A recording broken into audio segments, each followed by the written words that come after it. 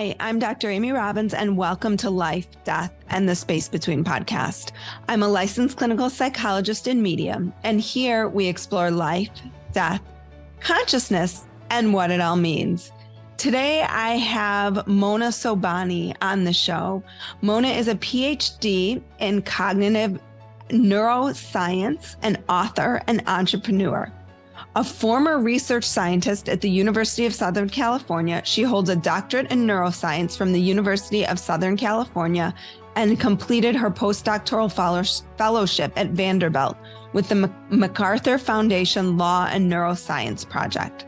She is the author of Proof of Spiritual Phenomenon, a neuroscientist discovery of the ineffable mysteries of the universe.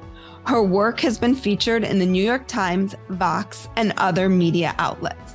She currently lives in LA. Welcome, Mona. Oh, thank you so much for having me. I could really use your help. If you haven't had a chance yet to listen to my season 5 opener, go back and listen to that. But in the event that you don't, I need your support. If you've been listening to me for a while, or even if you just started, you can go to Patreon and put in Dr. Amy Robbins, and there you can find different levels in which you can support the podcast financially. At this point, I have no ads. I have no sponsors. I am solely self-funding this podcast, and it would really help me out if you've gotten something out of this podcast, if you could donate $5, $10, or even $20 a month just to help me out, to help support the podcast. I'm continuing to work to try to get sponsors, to try to get advertisers. But until that happens, I need your help.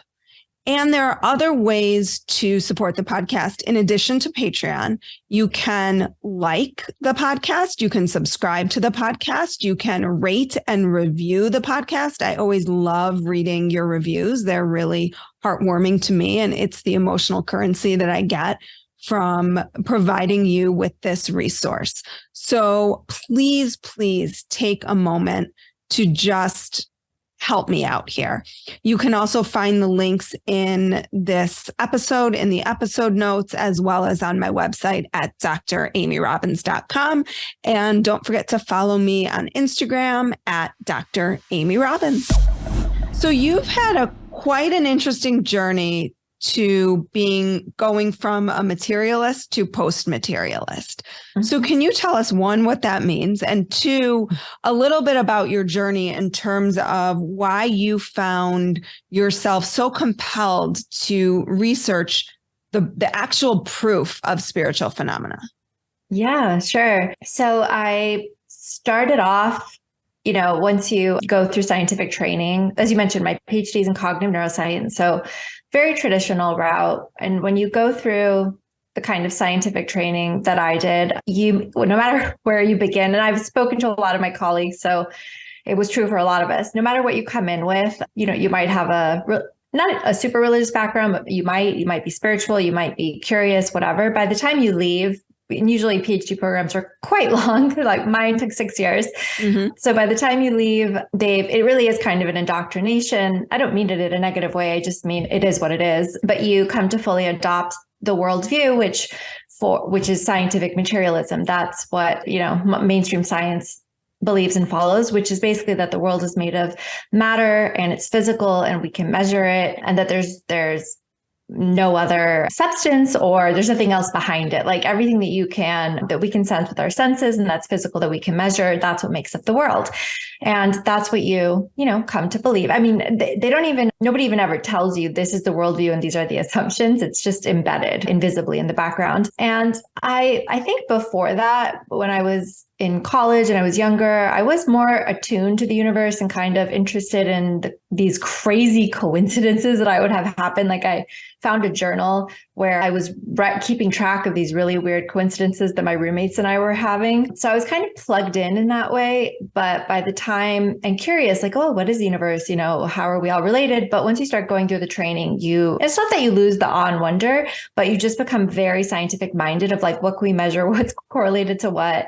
If we can't measure it, it doesn't matter. So you kind of buy into that. So that's where I started from.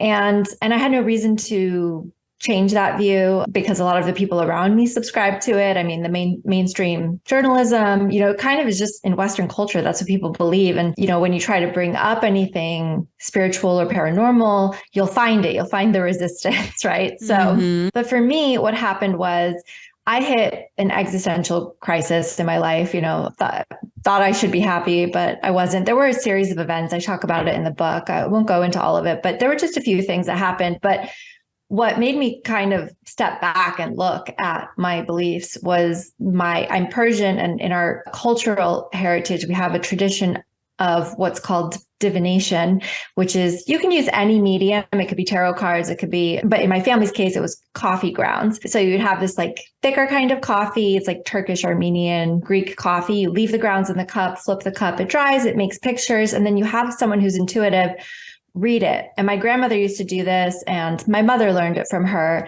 And people were always trying to get readings from my mom. Like they thought she was so good. And I never even paid attention to this. I wasn't even because it's just in the background of your family. I didn't even notice. But my mom started reading for me when I was in college, not like, it was just a bonding thing. We would have coffee and then she would just pick up the cup and start reading it. And I just noticed that she was more right than she was wrong. And a lot of what she said would come true ahead of, like, she would say something months in advance. And it wouldn't resonate. But I started writing these down. I started taking copious notes so that I could keep track and look. And yeah, months later, what she said would come true. And they would be things that I wouldn't be expecting, she couldn't even know about, like things at work. She would be like, is there someone at work like with this description? And then I would say yes. And she'd be like, okay, I think this person is, let's say, going to bring you an opportunity or something like that. And I'd be like, like very unlikely that we would work together. But then lo and behold, a few months later, it would happen. So it was, and it wasn't like I was seriously trying to investigate it. It just happened. So anyway, we hit this time in my life when a few big emotional events happened, and my mom, had foreseen like most parts of each of them. But since they were bigger things, they weren't like, you're going to lose some money, or it was like big emotional things. Like one of them was a death. Yeah, I was going to say, because I read the book, one of them was that. I think that was the one that really caught your attention. Really got my attention because, and like I said, emotional things, as a neuroscientist, I know emotional things get your attention. Those are the things that convince you or change you a lot because they're the ones that shake you to your core. But that's what it was. It was a death that she had foreseen. And that really tripped me up because I thought, oh my God, like you can see death too. Like, what does that mean? That information is out there in the universe ahead of time. Does that mean it was planned this way? And so I started to think about fate and destiny, which I had never done before, just because your mind naturally goes there. She predicts someone. So like, oh, was it destined that he would die? Or is it just that a series of events led to this? And for some reason you have access to the information ahead of time, and I just started fumbling with it. And I think it kind of just shook my foundation, and I thought about it, but it took another event. It took a few more events. I think I didn't write about all of them in the book, but it took a few events for this to really start to destabilize me and me to start asking questions of like, what is the nature of the universe and what do we have wrong in science? Like, how could this be possible? Or am I creating meaning and, confirmation bias going back in time? But I mean, I didn't think so because I'd been tracking these for 10 years and I was very careful. But so that's how it kind of started.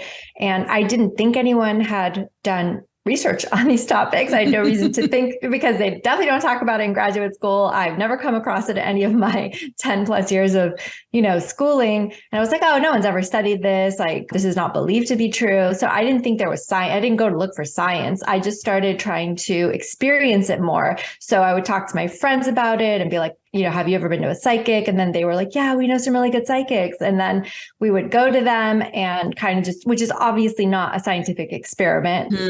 But I was just trying to experience, trying to see what's going on. And then that led me to, and actually I wasn't even going to do anything with it. Again, I was just trying to understand it for myself.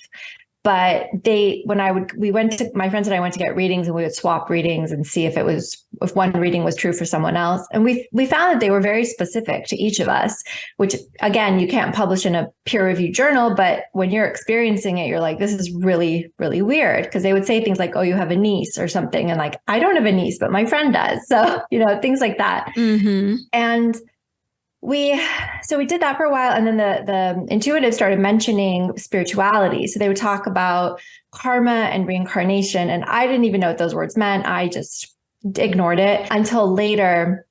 Then I wasn't listening to anything spiritual at all at this point. But I randomly heard Chelsea Handler's podcast, and she had a psychic medium on, Laura Lynn Jackson, and she started talking about the spiritual framework. And then she also started talking about just how she perceives things. And as a neuroscientist, I was interested in that. And then she mentioned a research center that she had allowed them to study her abilities. And so then suddenly I was like, wait a minute, people have studied this, Did you go on this quest as sort of a research scientist to try to prove in the same way you would if it was in a lab? Or was this more of like a personal? Just a personal thing. No, at this point, I would have been horrified to tell anyone about it. My ego would have been too threatened.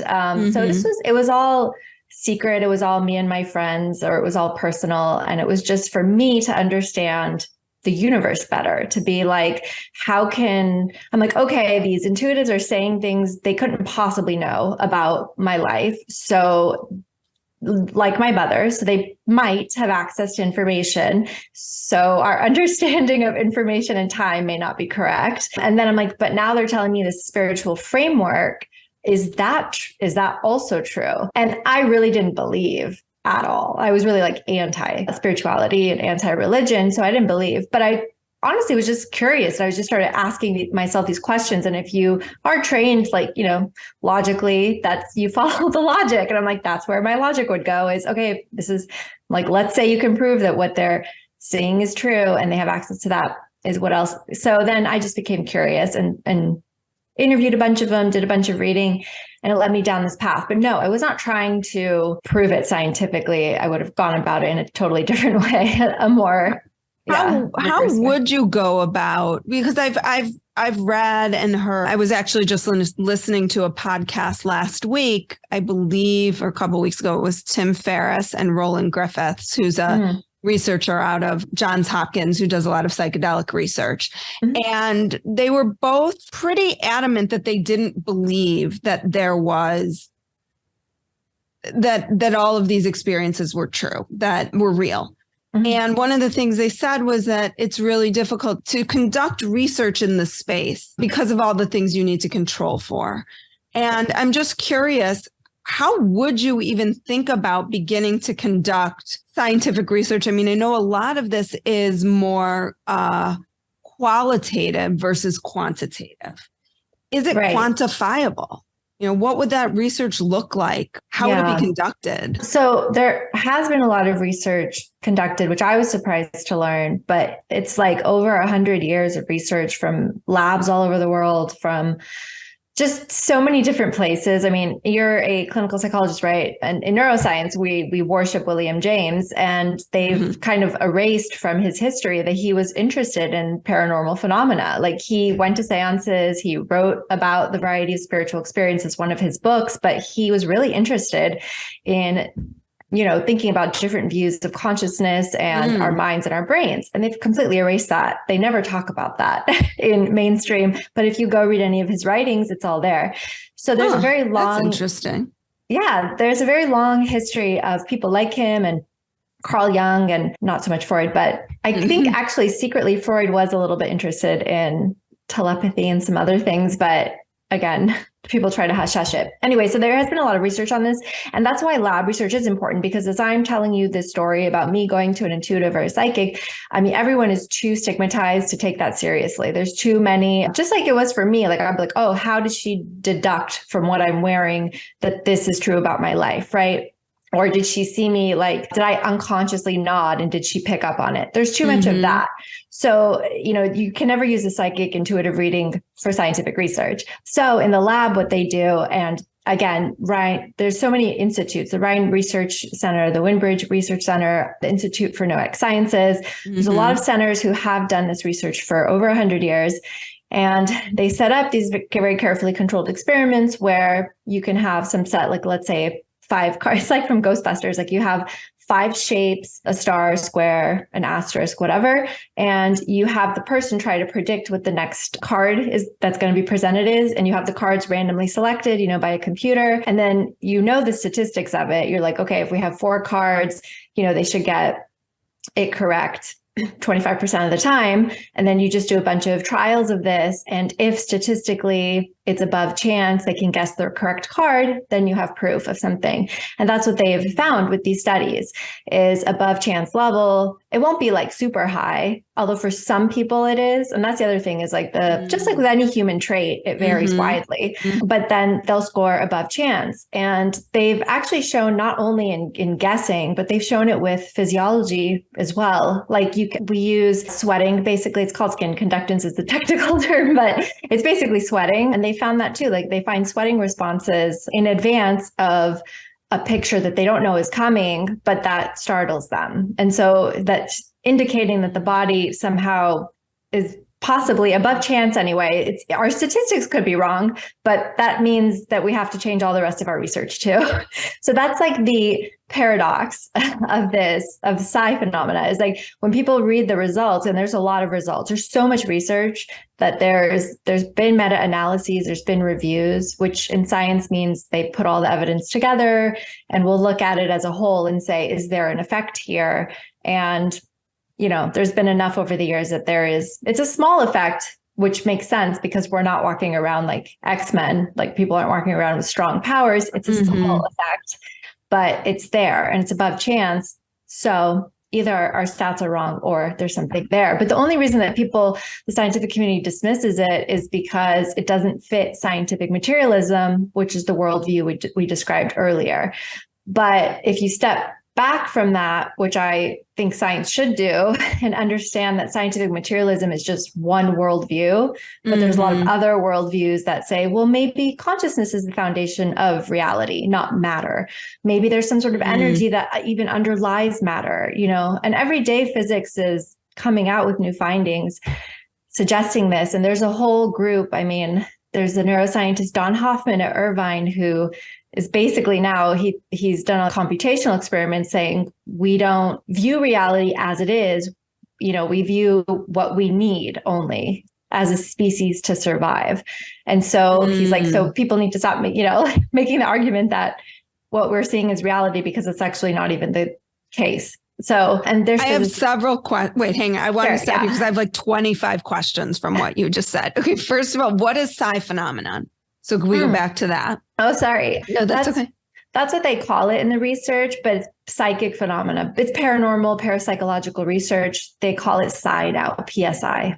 Okay. So they meaning people who do the research have looked at all the studies that have been done on psychic phenomenon in some way and done a meta-analysis. And from that, they've determined that the chance that these things happen is above chance. It's above 50-50.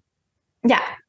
Is it statistically significant? Like, it's statistically significant enough that it says there must be something more to this than just chance.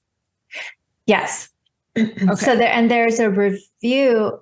Well, we won't get into all of it. Yeah, there's a review that was published in 2018 in the American Psychological Association journal, I think. I could send it to you. You could link to it if you want. But that it's a review of all of the meta-analyses that have been done. So just like if there's been 1,000 experiments, a meta-analysis looks at those 1,000 experiments. And let's say there's been 5 meta-analyses of different experiments. And then a review steps back one level up and says, okay, let's look at the meta-analyses. So it's like multiple levels of let's put the evidence together. What does it say? Does that make sense? Yeah. Yeah. And we're still saying not possible. Yeah. So yeah.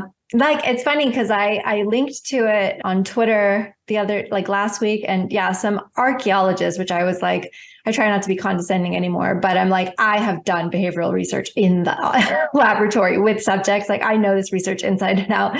And he was like, oh, this review is confirmation bias or something. And I was like, it's not. I'm sorry. I'm trained, and it's not. It's not. If that review was confirmation bias, then all reviews are it's like they're just ridiculous arguments. If you want to attack it, you have to attack the rest of our research too, unfortunately.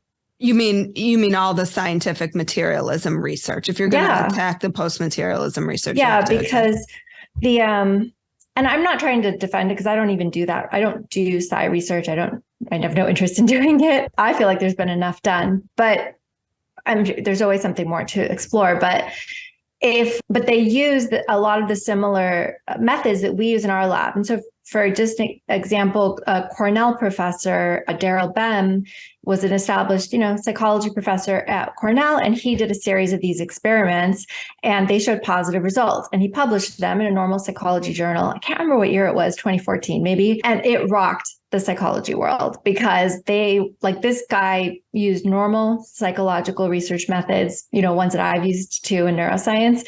He used the same statistical methods, and so it was a big upset in psychology because they're like, wow, either our stats or our methods are wrong, which could be the case because psychology research, you can't replicate studies. I could talk about this forever, but it'll be a very long discussion. Or the phenomena is real. Or maybe there's a third thing they have to consider, but it did cause all this debate. And people went back to scrutinize and find something wrong with the studies, which you can always do with any study. But the point is, we don't look with that level of scrutiny at any other research. So you can find something wrong with that, but guaranteed you could find a lot of things wrong with other research that's not as highly scrutinized. So it's not really fair to do that. Yeah, I went to University of Michigan for undergrad, and they have a huge psych department there where they conduct a lot of research. And the research was always as part of like freshman psych 101, you had to agree to be in 5 labs. And I not in the moment, but certainly afterwards, I wondered, like, how are you using that research to extrapolate to a general population when the research is motivated? You're motivated. You have to do it, right? It's a requirement. Right. And the sample is like first year psych students. Like how? Yeah. So I think to your point, like, how are we really looking at, again, this is I haven't dug into this at all. I'm just saying, like, as one is thinking about these things, it does give you pause for any research, but certainly why throw all of this psi research under the bus? What do you think it would mean to incorporate this research, this way of thinking, this worldview, as you say, into our lives and into science? Yeah, well, they write about this a lot. And again, I'm not like a super expert in it, but my view is it really indicates that we are more connected than we think we are. So like if you take the scientific materialist worldview, the physical worldview, we're very separate from each other, right? Even though we talk about metaphorically, we're all interconnected. People usually, when they say that, they just mean we're interconnected in terms of systems level connections, right? But I think that when you look at things like this, they've done experiments also of communication between people. They'll like put 2 people in electromagnetically shielded rooms. Then they'll have one at random times try to send thoughts to another person, and they'll have them choose like out of 5 pictures, randomly choose, okay, this is a sailboat, send it to that person, the thought of a sailboat. And then again, above chance, they'll show that person, here's 5 pictures. Which one do you think the person was sending you? They'll choose the sailboat, again, above chance levels. So it indicates that we're much more connected to each other in terms of energy and thoughts than we're aware of, which for science has huge implications for the way we do human subject research. Like what energy you bring to the experiment, how does that affect the people you're interacting with? And a lot of this research has also looked at intention, and they find that the intention that because that's kind of how, like, you have to have the intention, let's say, to send the thought of the sailboat, or you have to intend something. And so we'd all have to be much more careful of the intentions that we bring to our interactions. And especially for science, what does that mean? And I think for obviously physical sciences, there's a lot of areas for expansion if this is true, right? And what could that mean for healing or not healing? I mean, there's so many different ways that this could go, just in terms of, and I wonder too, like, why is it seen as a negative? Like, this could expand so much in terms, just thinking about healing. And, I always go back to Jill Bolte Taylor. Mm-hmm. I don't know if you know her work at all. She was the woman who the woman who had the stroke and kind of watched it. And I'll never forget, it resonated with me so strongly when she said one of the doctors, they came into the room and she couldn't understand what they were saying, but she could sense their energy. Yes. And how negative that energy was when they came into her space. Yes. And just thinking about the implications of that. It's like so widespread. And it seems like it would almost make people need to be more responsible for themselves. Yeah, I mean, absolutely. But yeah. No, and that's one of the things, that I became aware of as I was reading this research. It's funny you say that. I'm remembering the moment when I was reading this research and I was just like, damn, I didn't know this research existed. And this looks pretty, legit. I mean, as legit as the other research I read and I've done myself. I'm like, so what does this mean? And I'm like, I should be more careful. About my energy. I was like, I should really be more careful. So I'm like, what if, it is, I don't know, impacting, I don't know. Literally, I don't know. Everything. What is it impacting? Yeah. Right. Right. So and I think that also, and that's the surface level. And I think, unfortunately, sometimes in this spirituality, like I'm not that familiar with it, but I'm more familiar now because I have friends that are more spiritual and they'll be like, talk about the law of attraction and stuff. And I get it. I get that's why they say that, right? But I guess I can see the leap in logic. But for me, I think it's more like, it's actually a chance to look at our psychology, right? And our neuroscience and our childhood trauma and all the things. Like if you're not in a good place, you can't just say, I need to be in a better mood. I need to have better intentions. Like sometimes your past experiences make it difficult for you to do that.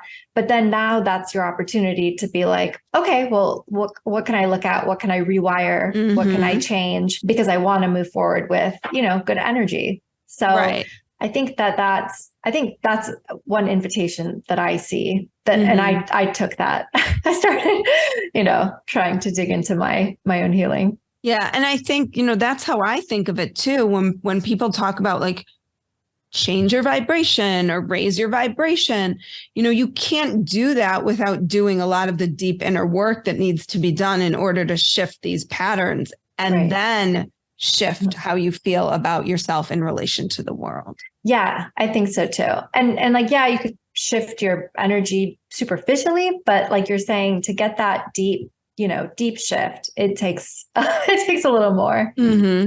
What can you define consciousness from the neuroscience perspective versus a spiritual or quantum perspective? That's a tough one. Well, neuroscience views consciousness as, it's our ability to be aware of the fact that we're aware. And so it's like we're we think unique species on Earth and maybe the universe from a scientific materialist perspective, because not only are we aware in our moment, and able to respond to our environments, to take in sensory information and to respond, but we have another layer on top of it that we are aware that we're aware.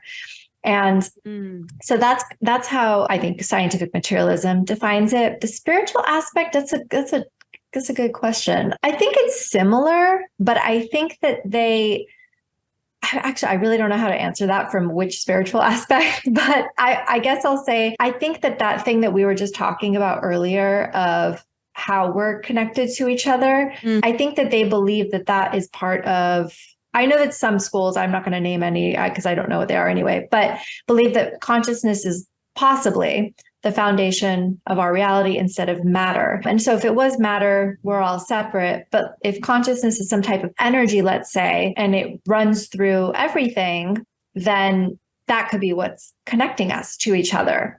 And maybe I've actually been reading last week, some papers in peer-reviewed scientific journals that are starting to propose different models for consciousness of how like our biological systems quantumly interacting with some sort of field is what causes consciousness to arise. So these are new theories that are coming out because there are models of neuroscience thinks consciousness. One model is you have these cells, they're working together, obviously your neurons are all working together. Somehow consciousness arises from the brain.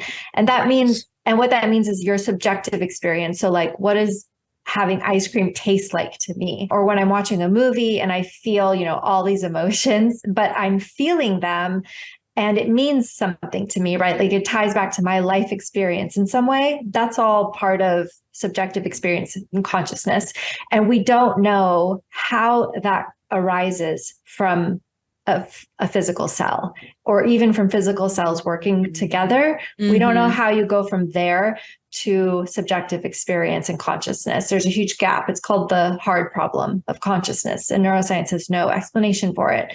So there's all these new theories being proposed of like, well, maybe there's this like us, like being able to have a color feel like something to you or mean something to you, meaning like this might be embedded in the universe in some way, like in a field or as the foundation. And that's how we're able to tap into it. Not that it arises from our biology, but that we can tap into it and experience it through our biology. Because it already exists in this external field.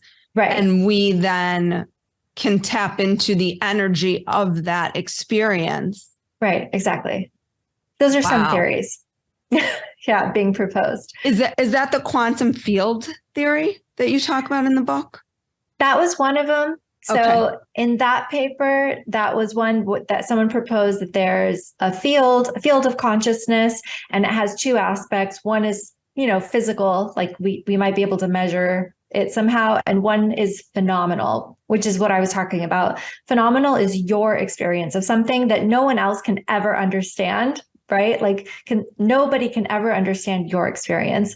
And we call it phenomenal. So I think in that paper, he suggested that the field just has a quality of phenomenal experience and our brains interact with this field through frequency. He has a whole model for it. And when it lines up with the field in some particular way, it can kind of download that experience. That was the one I put in the book, but I just read another one too that suggested the field may not even have phenomenal qualities. It may not even have consciousness per se, but something about the field interacting with our biology creates consciousness. So there's a few different models. Wow. Yeah, being proposed. So if something outside the field creates, so it's sort of like the concept of which comes first, the chicken or the egg. I guess, right. In some way, right? Like that it's really the collaboration of the two. Like if a tree falls in a forest, you really hear it. If there's no one there is that kind of.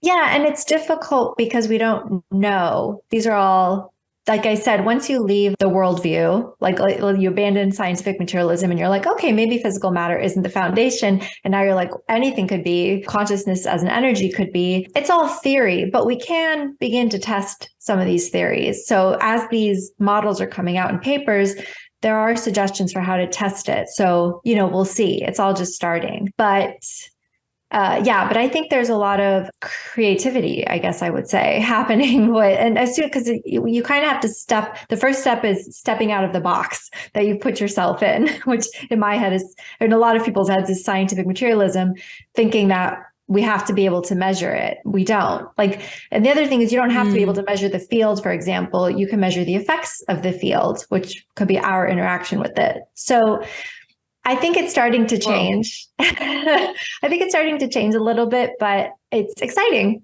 There's, a lot of different ways I can go with it. Do you think that quantum physics will eventually prove psychic phenomenon or past lives or life after death?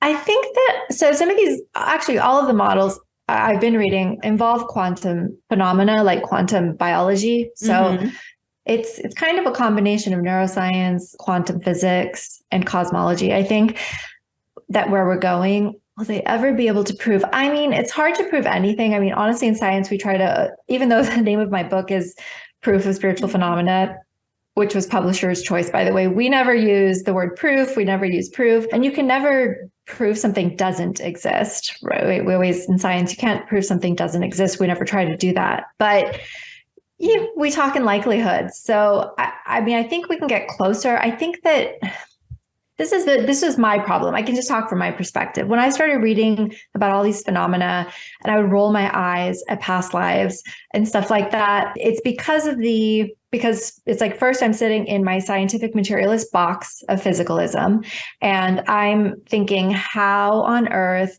could I leave this body and go into another one and live multiple lives? It doesn't make any sense in that framework.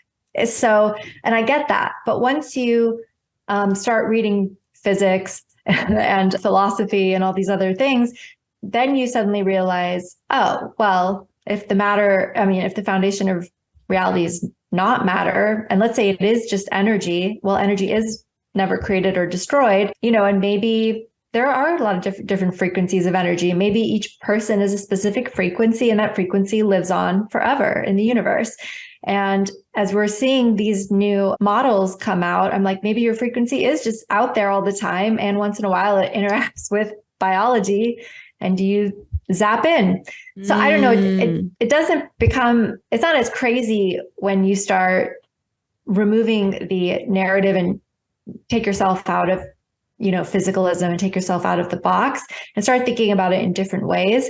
I think it's possible. And I don't know if we can ever prove anything. I mean, everything in science that we've discovered, they're all really theories. We never really prove anything. And we're always looking for evidence forever to confirm the theories. And a lot of times we have to end up changing them. So, I love the way you just explained it, though. That to me is like a perfect way of describing exactly what I feel like could be potentially happening. Right. Yeah. I mean, and it takes a lot of mind bending. What do your colleagues say now that this book has come out? And what are you currently doing? Are you still doing research? No, I left USC. I don't even like doing research. I never did.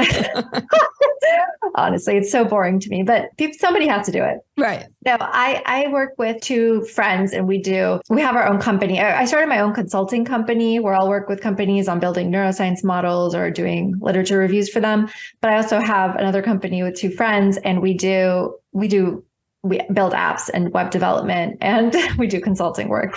So I write a newsletter on altered states of consciousness and psychedelics. And I also write for IONS, for Institute for Neurosciences once in a while. Ah, interesting. Yeah. So you got out of the research. Yes. Oh, yes, definitely. Because it's boring. And I think it would have been harder to stay in the academic environment and release this book, but it's fine.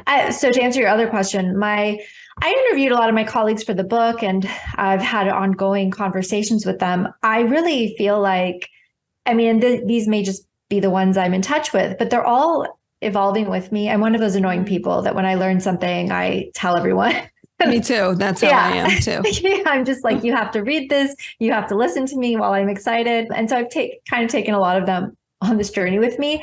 And it's been a joy to watch them open their minds. I'm not saying that they're all on board 100%. And you can never, that shouldn't happen anyway, right? Everyone has to go at their own pace, but they've definitely opened their minds and they've come along for the ride. They're all exploring different aspects of it. So it's been fun.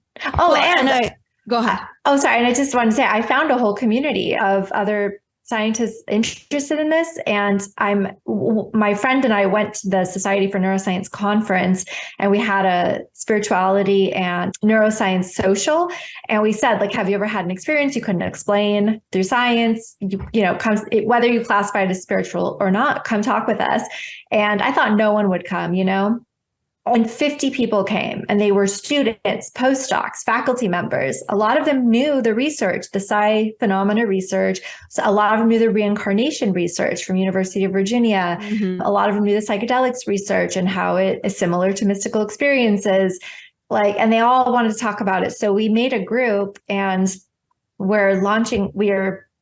we launched a website this week, or I think it was last week, with a bunch of references because they wanted reading. They're like, we want to read. We don't know, some of them didn't know any of this stuff. So yeah, so we have a group. So I think a lot of people and I've spoken to a lot of them individually, and they're just like, I've had these experiences my whole life. I've had no one to talk about it with. I've been scared to mention it. We never talk about this in science. Why don't we talk about it? And so now they're excited to have other people who listen to them and are not judging them, I love that you're opening this up, because I have a similar experience with people coming to me who have had experience and want to integrate it more into their clinical work or, yes, whatever sort of medical healthcare field they're in. So it does seem like this is so hopeful for me, because it really seems like people, their consciousness, right, whether it's from a neuroscientific take or a spiritual take, is evolving in that way. And maybe collectively our consciousness is evolving. Yeah. And it is, because it is scary to come out. It's against the grain, right? I mean, there is a lot of stigma. There are going to be people who don't agree because they haven't stepped out of the box yet. But I think it's also, on the one hand, it's fine to think about those people. But as I've been interacting with these other scientists who just want an ear, right? Someone to lend an ear to their experiences. I'm like, those people are important too. And their experiences are important. And we shouldn't be discounting them and telling them that they're crazy. It just, it doesn't serve humanity, but it also doesn't serve science. So. Well, Mona, if people want to learn about your work, where can they go? And what's this new website that I would love to direct people to as well? Because I think that they would really benefit from the resources that you have. Yes, there. So my website is monasobhani.phd.com, and my newsletter link is there, and my book links are there. I have not yet linked the new website, but I will. The new website is exploringconsciousness.org.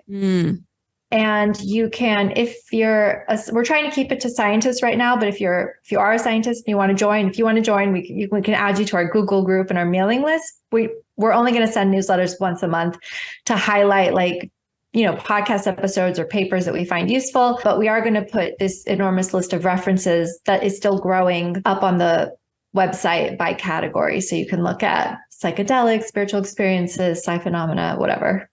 That's awesome. Well, Mona, thank you so much for your time today. This was a great conversation, and I think will help continue to validate certainly my listeners' experience in terms of the potential science behind what they experience. So thank you.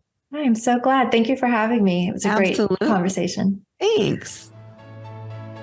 Like what you heard today and want to hear more? Wondering what comes next and what it all means? Head over to Apple Podcast, Spotify, Stitcher, Google Play, or anywhere you get your podcasts and hit subscribe.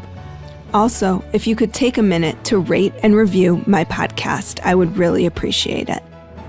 Stay tuned as we continue to explore life, death, and the space between.